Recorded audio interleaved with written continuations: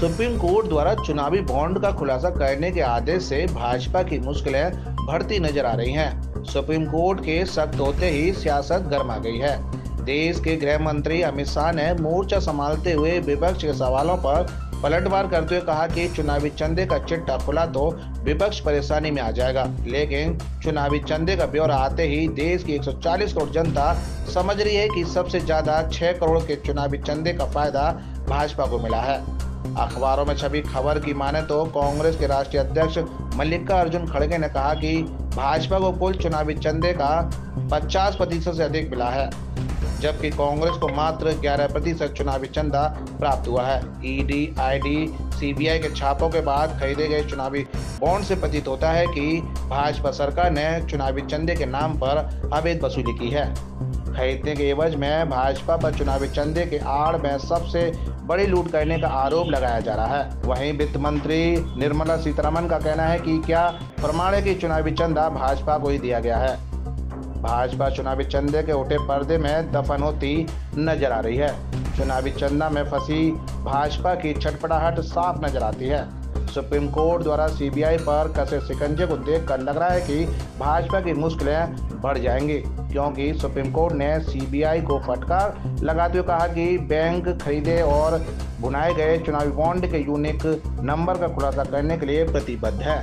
Supreme court की संविधान पीठ ने एसबीआई को 18 मार्च तक किसने किसको कब चुनावी बॉन्ड का लाभ पहुंचाने की जानकारी देने वाले यूनिक नंबर का खुलासा करने का आदेश दिया है। 18 मार्च को चुनावी बॉन्ड में दूध का दूध पानी का पानी हो जाएगा।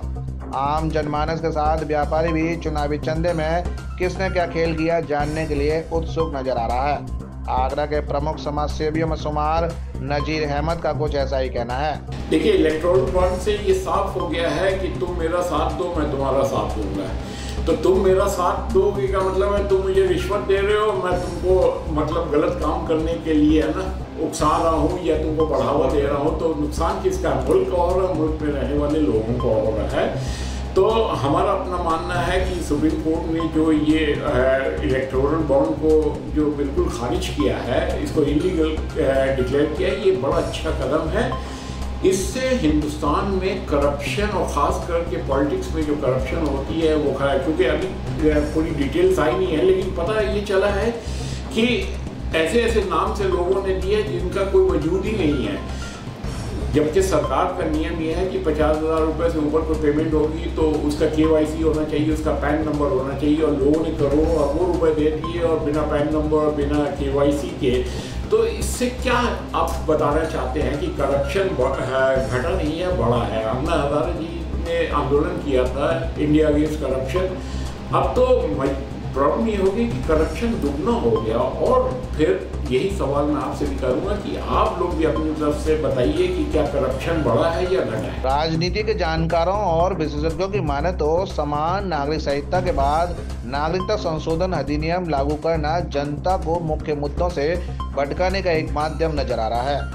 भाजपा मोदी सरकार बढ़ती महंगाई, बेरोजगारी और भ्रष्टाचार की चर्चा ध्यान हटाकर UCC, CAA और मंदिर मस्जिद की चर्चा कराकर भटकाना चाहती है। समाज सेवी और पार्क एक्सपोर्ट के CMD नजीर अहमद कहते हैं कि संविधान सभी को समान अधिकार देता है, किसी को धर्म, जाति और लिंग के आधार पर सताया नहीं जा सकता। दिल्ली के CM अरविंद केजरीवाल के साथ विपक्षी नेताओं का कहना है कि पहले ही दुनिया में सबसे बड़ी जनसंख्या वाला देश होने के कारण भारत की जनता महंगाई, बेरोजगारी और भुखमरी से परेशान है। CAA लागू हो जाने के बाद इंडिया की जनसंख्या में और इजाफा हो जाएगा, तो बाहर से आने वाले लोगों को भाजपा सरकार कहां से सुविधाएं देगी? CAA के कारण भारत पर अतिरिक्त भार आ जाएगा। समान नागरिकता संहिता UCC के लागू करने पर नजीर अहमद का कहना है कि हर धर्म में कुछ न कुछ खामियां होती हैं, उन्हें दूर होना चाहिए। 3 तलाक महिलाओं के लिए एक अभिशाप से कम नहीं है, लेकिन जो लोग शादीशुदा होने के बावजूद अपनी पत्नियों को छोड़कर भागे हुए हैं, उनका क्या? संविधान किसी धर्म, जाति और लिंग के आधार पर भेदभाव करने की इजाज़त नहीं देता। संविधान व्यक्ति को समान स्वतंत्रता के साथ पूजा पाठ और जीवन यापन करने का समान अधिकार प्रदान करता है। किसी व्यक्ति पर कोई नियम धर्म के आधार पर नहीं थोपना चाहिए। देखिए, पहली बात तो मैं ये कहूँगा कि ये सब ऐसी चीज़ है जिसको मुद्दा बनाना ही नहीं चाहिए, क्योंकि ये ध्यान पलटने के लिए है। लोग अपनी अपनी नाकामी छुपाने के लिए ऐसे ऐसे मुद्दे ले आते हैं जिससे पब्लिक का ध्यान पलट जाता है।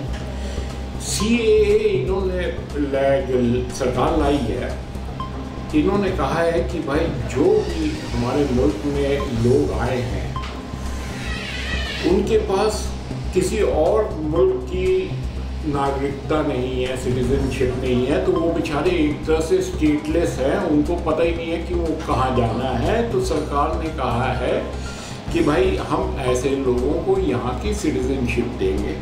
यहाँ तक के तो बहुत अच्छा है, लेकिन जब इस काम को आप मज़हब के आड़ पे ले आते हैं या मज़हब के बेसिस पे ले आते हैं, तो कहीं ना कहीं मानसिकता और कहीं ना कहीं आपकी जो सोच है ना, उसमें कुछ ना कुछ शक लोगों को आना शुरू हो जाता है। और ख़ास करके वो लोग हैं जिनके पास क्या उसका नाम है मज़हब के आड़ पे, वो इस एक्ट का फ़ायदा नहीं ले सकते हैं। हमारा संविधान साफ कहता है कि किसी को भी फ़ायदा या नुकसान जो है वो हम धर्म, जाति या किसी ऐसे बेसिस पे नहीं कर सकते हैं। हम हर आदमी को जो हिंदुस्तान में रह रहा है वो हमारे अपने लोग हैं, यहाँ के बाशिंदे हैं। अगर उनको सिटीजनशिप नहीं मिली है और वो अगर हमारे मुल्क के सालों साल से रह रहे हैं और हमारे मुल्क के हित में काम कर रहे हैं, तो हमको मज़हब को एक साइड करना चाहिए और हर आदमी को सिटीजनशिप देनी चाहिए।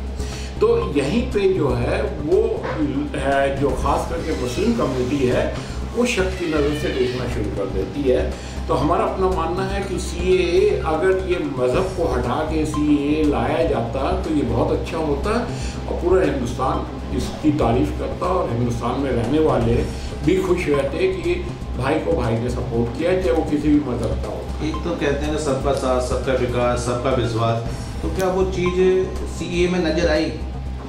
अब हमको ये बताइए, आप लोग मीडिया वाले हमेशा ये सवाल हमसे करते हैं, मीडिया से तो आप जुड़े हैं, इसकी तो इन्वेस्टिगेटिव जर्नलिज्म आप लोगों को करना चाहिए। आप लोग अपने दिल पे हाथ रखिए, आप लोग अपने जो आप लोगों को भगवान ने जो बुद्धि दी है उससे आप डिसाइड करिए कि सबका साथ सबका विकास हो रहा है कि नहीं हो रहा है। तो इसलिए ये सवाल जो है ना, ये मेरे से ज़्यादा आप जवाब दे तो ज़्यादा अच्छा होगा। और मैं आपसे पूछ रहा हूँ कि आप क्या कहते हैं कि सबका साथ सबका विकास हो रहा है? वो तो ज़रूर बताएंगे। अच्छा, दूसरा एक मुद्दा चल रहा है सामान्य नागरिकता का, क्या कहते हैं यूनिफॉर्म सिविल कोड का, वो कितना फ़ायदेमंद है? किस तरह का स्वतंत्रता उसमें बाधित हो रही है या मिल रही है, या कितना फ़ायदा नागरिक को होगा, देश के नागरिक को, हर धर्म के नागरिक को? देखिए, यूनिफॉर्म सिविल कोड जो है बड़ी अच्छी बात है, क्योंकि हर सरकार चाहती है कि हमारे यहाँ पे यूनिफॉर्म सिविल कोड हो, लेकिन कोशिश ये भी करती है कि किसी के मज़हब को ठेस ना पहुँचे। सरकार का इन्वॉल्वमेंट वहाँ पे होता है जहाँ पे मज़हब की आड़ पे कोई इसका फ़ायदा ले रहा है या नुकसान पहुँचा रहा है, वहाँ तक के तो यूनिफॉर्म सिविल कोड ठीक है। अब फिर वहाँ पे आप जब यूनिफॉर्म सिविल कोड की बात करते हैं तो आप एक पर्टिकुलर रिलीजन के लोगों को आप इन्वॉल्व करते हैं। मिसाल के तौर पे ट्रिपल तलाक ठीक है, बड़ी अच्छी बात है। ट्रिपल तलाक बहुत से लोग इसका मिसयूज करते थे, लेकिन क्या ये दूसरे मज़हब में नहीं हो रहा है? सही। एक आदमी ने अपनी बीवी को तलाक कह के छोड़ दिया और एक आदमी ने तलाक कहा नहीं और अपनी बीवी से सालों साल के ज़माने में उसके साथ नहीं गुजारा है, उसके लिए क्या एक्ट है? तो यूनिफॉर्म का मतलब है यूनिफॉर्म होना चाहिए, कहीं पे भी उसमें कोई फर्क नहीं होना चाहिए। तो यही कोई CAA की तरह हो गया है कि आप अक्रॉस द बोर्ड सबके लिए यूनिफॉर्मिटी रखिए, ना कि मज़हब के बेसिस पे आप यूनिफॉर्म सिविल कोड बनाएं।